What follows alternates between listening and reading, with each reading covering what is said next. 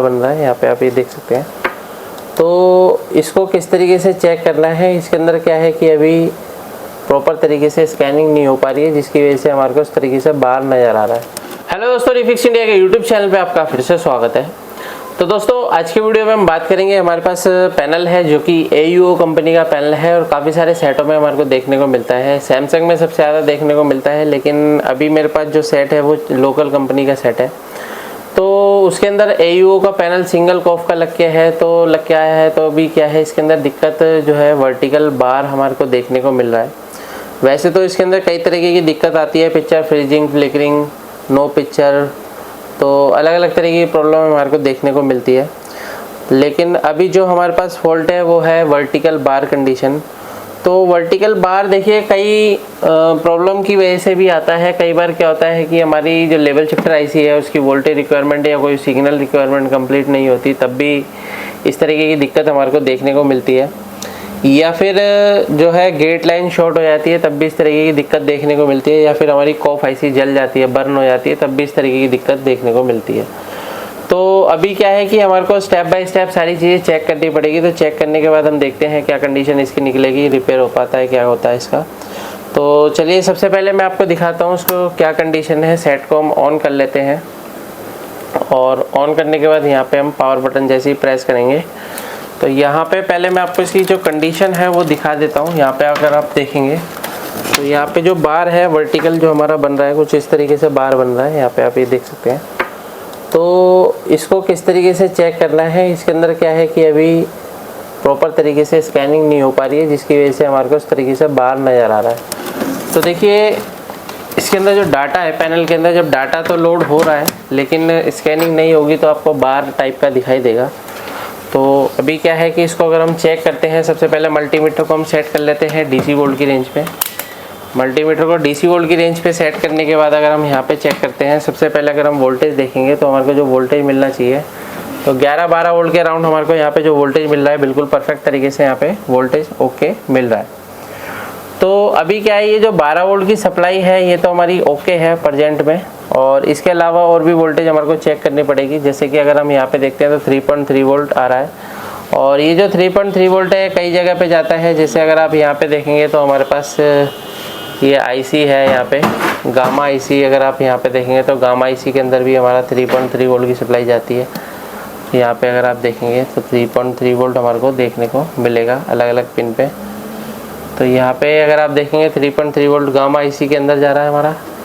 उसके बाद अगर आप देखेंगे तो हमारी रोम IC के अंदर भी 3.3 वोल्ट जाएगा। तो पिन नंबर 8 पे अगर हम देखते हैं तो पिन नंबर 8 इसकी यहाँ पर है, 3.3 वोल्ट की सप्लाई बिल्कुल परफेक्ट तरीके से इसके अंदर बन रही है।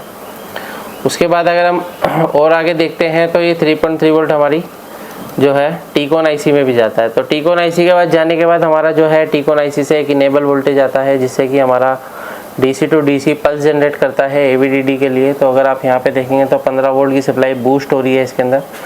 15 वोल्ट की सप्लाई बूस्ट होने के बाद यहाँ पे अगर आप देखेंगे तो डायोड कुछ लगे हुए हैं, जिससे कि हमारा जो वोल्टेज है, अगर आप यहाँ पे देखेंगे तो यहाँ पे हमारा VGH वोल्टेज जो हमारा तैयार हो चुका है, यानी कि ये VGH वोल्टेज है। और यहाँ पे अगर आप देखेंगे तो यहाँ पे हमारा VGL वोल्टेज है। तो VGH और VGL दोनों वोल्टेज हमारी बनने के बाद ये दोनों वोल्टेज हमारी लेवल शिफ्टर में जाती है। तो अगर आप यहाँ पे देखेंगे तो लेवल शिफ्टर को ऑलरेडी हमने बाईपास किया हुआ है। इसके अंदर जो प्रॉब्लम थी पहले फ्लिकरिंग की प्रॉब्लम थी, तो हमने इसको बाईपास किया था। लेकिन अभी इसके अंदर जो है वर्टिकल बार भी हमारे को देखने को मिल रहा है। तो अभी क्या है कि इसको अगर हमारे को चेक करना है तो चेक करने के लिए वर्टिकल बार आता है। तो देखिए क्या होता है, सबसे पहले हमारे को इसको प्रॉपर तरीके से चेक करना है। ऐसा नहीं है कि सभी वोल्टेज ओके हैं तो हमने ट्रैक काट दिए, ट्रैक काटने के बाद हमारे को देखना है। इस तरीके से अगर आप चेक करेंगे तो क्या होता है, पैनल अगर सही होने की कंडीशन में भी होगा तब भी हमारा पैनल ख़राब हो जाएगा। तो यहाँ पे क्या है कि हमारे को सभी वोल्टेज को स्टेप बाय स्टेप चेक करना होता है। तो यहाँ पे अगर हम देखेंगे तो हमारा DC to DC जो सर्किट है वो प्रॉपर तरीके से काम तो हमारा कर रहा है। लेकिन कई बार क्या होता है कि DC to DC सर्किट में जो है निकलने वाले कोई सिग्नल होता है, कई बार मिसिंग हो जाता है, या फिर टीकॉन IC से सिग्नल मिसिंग हो जाता है, तब भी इस तरीके की दिक्कत मिलती है। तो सबसे पहले हम यहाँ पे चेक करते हैं, सेट को बंद करके इसके आसपास में लगे हुए सभी रेजिस्टेंस और जो यहाँ पे अगर आप देखेंगे तो कैपेसिटर को चेक करेंगे तो कैपेसिटर की क्या कंडीशन है। सबसे पहले मल्टीमीटर को हम सेट कर लेते हैं कंटिन्यूटी की रेंज पे, और यहाँ पे अगर मैं देखूँगा तो यहाँ पे अगर आप देखेंगे तो कुछ कैपेसिटर यहाँ पे लगे हुए हैं। कैपेसिटर की क्या कंडीशन है, कैपेसिटर हमारे ओके हैं। अगर आप यहाँ पे रजिस्टर देखते हैं तो रेजिस्टेंस हमारा 0 ओम्स का है, वो बिल्कुल ओके कंडीशन में है। यहाँ पे देखते हैं ये भी ओके है, ये भी ओके कंडीशन में है। उसके बाद और आगे देखते हैं, ओके है। यहाँ पे अगर हम रेजिस्टेंस देखते हैं तो ये रेजिस्टेंस भी हमारा बिल्कुल परफेक्ट है, ओके है। उसके बाद तो ऑलमोस्ट क्या है कि यहाँ पे तो हमारा सर्किट ऑलमोस्ट ओके है। और आगे अगर हम चेक करते हैं तो हमारे पास यहाँ पे जो है देखेंगे तो ये लेवल शिफ्टर है। तो लेवल शिफ्टर की वोल्टेज रिक्वायरमेंट एक बार चेक कर लेते हैं। कई बार वोल्टेज रिक्वायरमेंट कंप्लीट नहीं हो पाती, तब भी इस तरीके की दिक्कत आती है। तो सेट को हम ऑन करते हैं और सेट को ऑन करने के बाद यहाँ पे अगर हम देखेंगे तो यहाँ पे हमने इसको बाईपास किया था। तो अगर हम इसकी वोल्टेज रिक्वायरमेंट देखते हैं, मल्टीमीटर को वोल्टेज रेंज पे लगा लेते हैं और यहाँ पे वोल्टेज देखते हैं क्या वोल्टेज है। -V की सप्लाई हमारी ओके है, जो कि हमारी DC टू DC सर्किट से आ रही है। ये हमारा AVDD वोल्टेज है। ये AVDD वोल्टेज हमने जो है लेवल शिफ्टर के लिए भी यहाँ पे हमने लिया हुआ है और यही वोल्टेज हमारी गामा IC के अंदर भी जा रही है। और अगर हम यहाँ पे देखेंगे तो ये हमारी VGH वोल्टेज है। तो VGH भी हमारा बिल्कुल परफेक्ट तरीके से जो है इसके अंदर बन रहा है। तो लेवल शिफ्टर की भी ऑलमोस्ट रिक्वायरमेंट तो कंप्लीट है। यहाँ पे अगर आप देखेंगे तो हाफ AVDD भी इसके अंदर जा रहा है। तो यहाँ पे आप ये देख सकते हैं AVDD का हाफ वोल्टेज इसके अंदर जा रहा है। तो ये भी ऑलमोस्ट ओके है। तो अभी हम सेट को ऑफ करके अगर हम जो है टीकॉन IC की कंडीशन चेक करते हैं, टीकॉन IC पे क्या हमारा बन रहा है। तो यहाँ पे हम ये लगा लेते हैं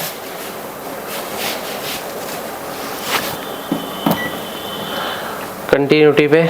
और टीकॉन IC के आसपास में अगर हम यहाँ पे देखेंगे तो यहाँ पे काफ़ी सारे PF लगे हुए हैं। तो इन PF को चेक कर लेते हैं। PF तो ओके कंडीशन में है हमारे। यहाँ पे अगर हम देखते हैं रेजिस्टेंस है, लो वैल्यू की रेजिस्टेंस ओके है,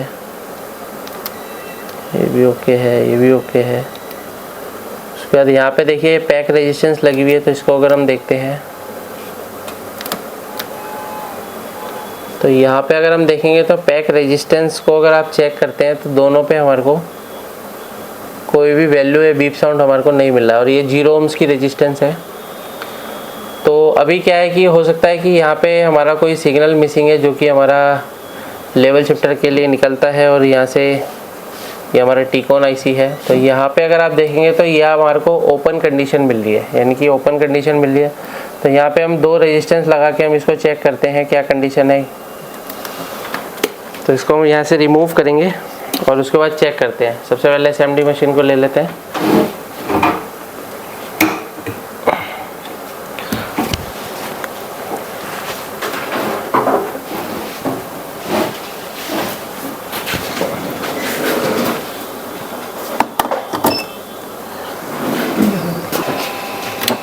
अगर आप यहाँ पे देखेंगे तो कई बार इस तरह की कंडीशनें भी मिलती हैं, क्योंकि जो ये रेजिस्टेंस है अगर ये ओपन हो जाएंगे, अब ये ओपन होने के कारण ये भी हो सकता है कि आउटपुट में अगर शॉर्टिंग होगी तब भी हमारे रेजिस्टेंस जो होता है ओपन हो जाता है, क्योंकि लोड इसके ऊपर आता है, तब भी हमारा ये ओपन हो सकता है। तो इसको मैं अभी निकाल लेता हूँ और इसकी जगह मैं अभी यहाँ पे जो है 2 रेजिस्टेंस लगा के हम चेक करेंगे। तो यहाँ पे हम अलग अलग 2 रेजिस्टेंस लगाते हैं। कहीं से भी आप निकाल के 0 ओम की यहाँ पे लगा सकते हैं। तो 0 ओम की रेजिस्टेंस हमारे को चाहिए होगी। तो यहाँ पे हमारे को PCB में से सर्च कर लेते हैं कहीं ना कहीं।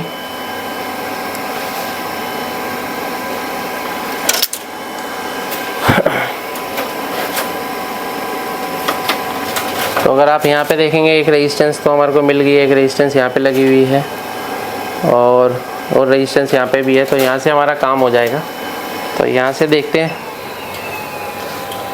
पहले हमारे को यहाँ से पेस्ट चाहिए, क्योंकि बिना पेस्ट के अगर आप काम करोगे तो फिनिशिंग से काम नहीं हो पाएगा दोस्तों। तो पेस्ट लगा के हमारे को प्रॉपर तरीके से काम करना है। तो यहाँ से हमारे को रेजिस्टेंस को निकालना है और पहले हमारे जो रेजिस्टेंस लगे हुए थे वो पैक रेजिस्टेंस थे। तो अभी हमारे को ये रेजिस्टेंस एडजस्ट करने पड़ेंगे, क्योंकि यहाँ पे हमारे पास पैक अभी इस टाइम नहीं है।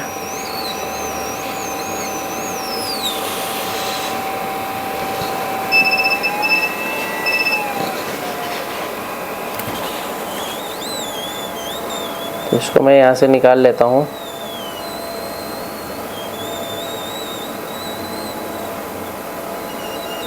तो इस रेजिस्टेंस को हम यहाँ पे शिफ्ट करते हैं। तो शिफ्ट करते टाइम हमारे को ये ध्यान देना है कि दोनों जो ट्रैक हैं आपस में शॉर्ट नहीं होने चाहिए। तो ये मैंने यहाँ पे शिफ्ट कर दिया है और दूसरा रेजिस्टेंस भी हम यहाँ पे शिफ्ट करते हैं।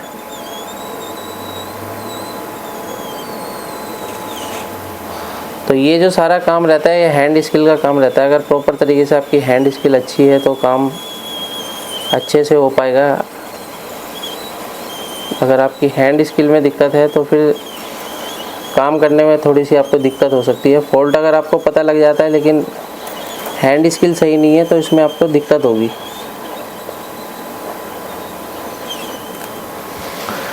तो यहाँ पे आप ये देख सकते हैं मैंने दोनों रेजिस्टेंस को यहाँ पे जो है एडजस्ट किया है और दोनों साइड से ये एडजस्ट हो चुका है। तो इसको अगर हम चेक कर लेते हैं लगाने के बाद कि रेजिस्टेंस की क्या कंडीशन है।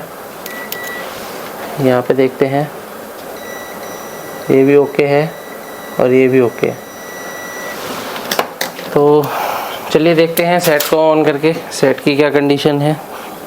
थोड़ा सा यहाँ पे टेम्परेचर हमारा ज़्यादा है तो थोड़ा सा वेट करके हम इसको सप्लाई देते हैं।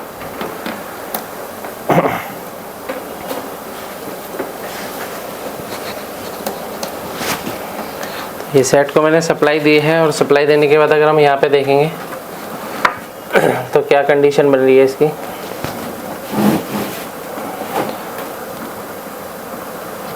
अभी इसके अंदर पिक्चर बनी है लेकिन कुछ इस तरीके से अगर आप देखेंगे तो यहाँ पे हमारे को थोड़ा सा एडजस्ट करना पड़ेगा कुछ ना कुछ।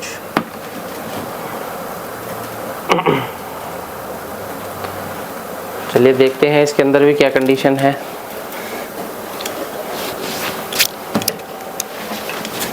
पिक्चर हमारी प्रॉपर बनेगी जब हमारे सारे सिग्नल ओके होंगे। तो एक बार हम इसको रीसोल्ड कर लेते हैं उसके बाद देखते हैं। तो मैं इसको रीसोल्ड कर लेता हूँ एक बार, ताकि कई बार क्या होता है कि यहाँ पे सोल्डिंग नहीं होगी तब भी इस तरीके से दिक्कत हो सकती है।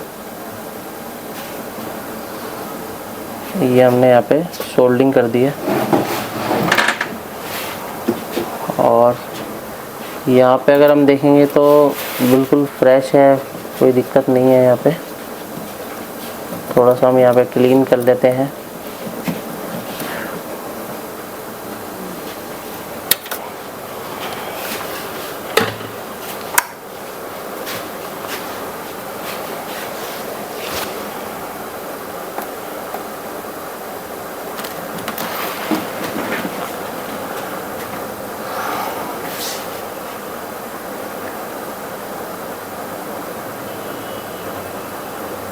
एक बार इसका बोर्ड बदल के देख लेते हैं हम कि बोर्ड बदल के क्या कंडीशन बनती है।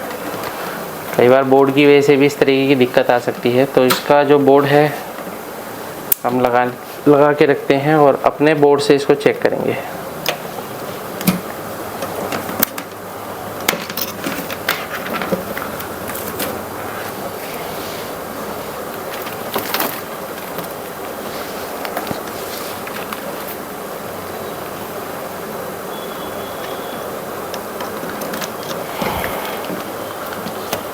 तो यहाँ पे हम ये लगा लेते हैं और एक पावर केबल और चाहिए होगी।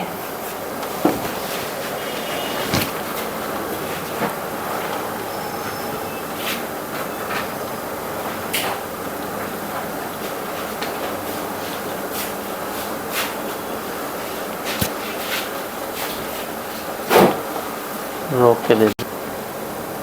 तो दोस्तों यहाँ पे आप ये देख सकते हैं ये मैंने अपना बोर्ड लगाया है। तो ये मेरा टेस्टिंग का बोर्ड है। तो टेस्टिंग के बोर्ड पे मैं चेक करता हूँ। कई बार क्या होता है कस्टमर का टीवी आता है जिसमें बोर्ड में भी दिक्कत रहती है और पैनल में भी दिक्कत रहती है। तो अभी यहाँ पे अगर हम देखेंगे तो हमारे पास क्या कंडीशन बन रही है। हम अपना बोर्ड लगा के चेक कर रहे हैं, क्योंकि क्या होता है अगर आपको प्रॉब्लम दिख रही है और प्रॉब्लम हमने रिजोल्व कर दी है तो इसका मतलब कहीं ना कहीं पैनल ओके होना चाहिए। लेकिन हम उसी बोर्ड से चेक कर रहे हैं तो कई बार आपको क्या है बोर्ड को एक बार चेंज करके भी चेक करना चाहिए। तो यहाँ पे क्या है हम दूसरे बोर्ड से अगर चेक कर रहे हैं तो अगर आप यहाँ पे देखेंगे मेरा खुद का अपना पर्सनल बोर्ड है जो हम टेस्टिंग के लिए यूज़ करते हैं। तो यहाँ पे अगर आप पिक्चर देखेंगे तो बिल्कुल फर्स्ट क्लास तरीके से पिक्चर हमारी बन गई है यहाँ पे। तो यहाँ पे अगर आप देखेंगे बिल्कुल फर्स्ट क्लास तरीके से जो पिक्चर हमारी बन गई है। यहाँ पे थोड़ा सा लूज कनेक्शन है, पैनल हमारा बिल्कुल फर्स्ट क्लास तरीके से चल रहा है। तो देखिए इस तरीके से हम किसी भी पैनल को आसान तरीके से रिपेयर कर सकते हैं। पैनलों में काफ़ी सारी दिक्कतें आती है, लेकिन पैनल को समझना ज़रूरी होता है।